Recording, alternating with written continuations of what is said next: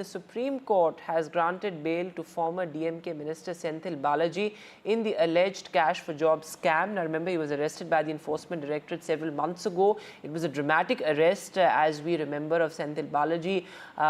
He was dragged and taken for his medical test by the central agency. But now the Supreme Court has granted bail.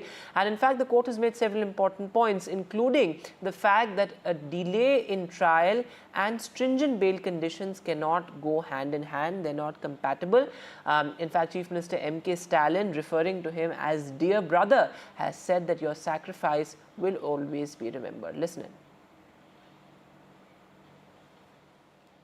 See, this is a welcome decision. Mr. Senthil Balaji was arrested because of the conspiracy by the BJP. The Enforcement Directorate, CBI and the IT department have all been targeting the political opponents of the BJP.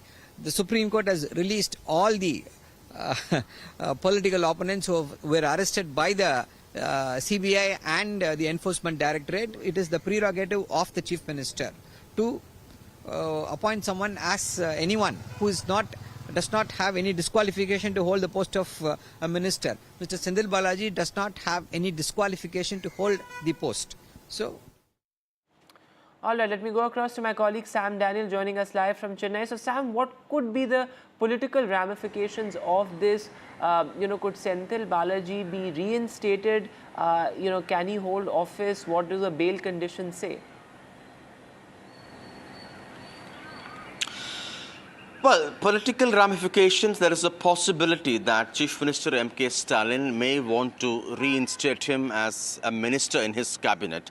Whether he would do that, that's something we'll have to wait and watch. But in terms of the bail conditions, there is no bar on the Chief Minister taking him back yet again as minister.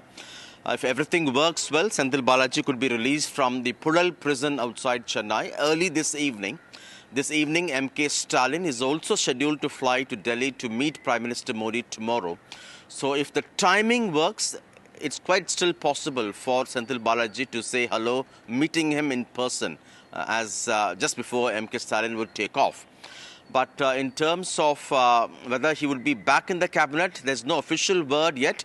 But it's quite possible that M.K. Stalin still want to retain him as minister, because in his message welcoming Senthil Balaji, he says the Enforcement Directorate has become a department to target the opposition ruled states, to oppress them, and Supreme Court has the only hope now.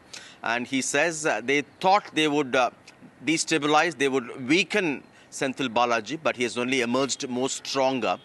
Looking at that kind of a language welcoming him, it seems that he may want to take him back. There is also speculation, if that happens, along with that, there could be also the other announcement in terms of his son Udinidhi's elevation as Deputy Chief Minister. But the Supreme Court order has a very clear message, Bidan, that the bail is the norm and jail the exception. And a longer trial should not be a reason or an excuse to put behind someone like Senthil Balaji, in this case, more than 400 days. And the bail given to earlier leaders like Manish Sisodia and then Arvind Kejriwal had given hope to DMK, which has been all along arguing that this is a political arrest, this particular case, and they've been targeting the BJP targeting on the opposition ruled states, particularly states like Tamil Nadu in this case. It's an old case. And lastly, this case pertains to Senthil Balaji's role as a transport minister under Ms. Jayalalitha, what is called as the cash for jobs scam.